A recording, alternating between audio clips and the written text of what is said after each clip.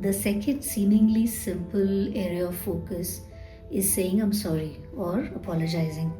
Now, we all struggle to apologize. It's not the easiest thing on earth to do. Let's see why. We have some worries. For example, what if accepting that I've made a mistake makes me unacceptably bad in the other person's eyes? Sometimes it's my sense of needing control in the situation, or very often even an ego saying, why should I apologize? You apologize, etc. That gets in the way of actually, apologizing. It could be fear that if I apologize, I'm handing power over to the other. Especially in places where there is positional power, for example, colleges, schools, workplaces, this turns up. So there's a threat in having to lower my power and apologize. Now, the other reality is also that we all are going to upset and irritate people that we're in close proximity with. It could be friends, family, co-workers, colleagues, roommates. But to apologize well, we need one thing, which is psychological safety. If I apologize, the chance of me being forgiven are very high, right? As opposed to if I just assume that, I'll do a little extra for the person and they'll be okay with me.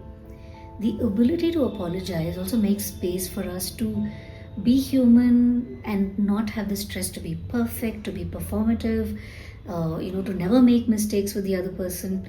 I know that in important relationships, it's okay for me to make mistakes. I will apologize. They will accept my apology. We'll forge a path forward. It's significantly more honest. Conversely, and though I don't have much more than anecdotal evidence on this from my own experience, when I apologize well, I notice that I'm also able to forgive others when they ask. I feel less resentment, less need to kind of hold back. I forgive because I want to be free. Even if I feel like, the person I'm still angry with the person, I find it easier to forgive.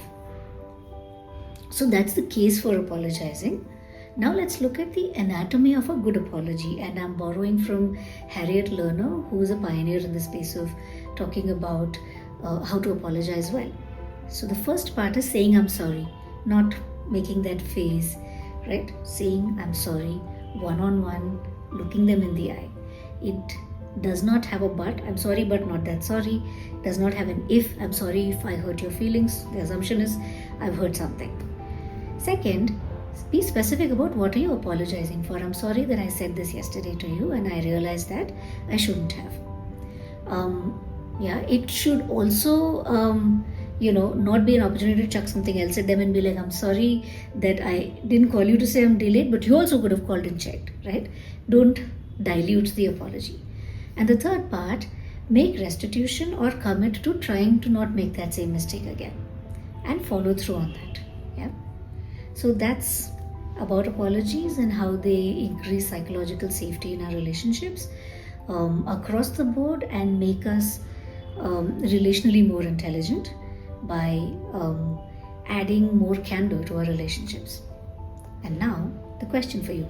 Do you think about apologizing and saying I'm sorry differently than you did earlier? If you did, ask yourself, what's a great starting point for you?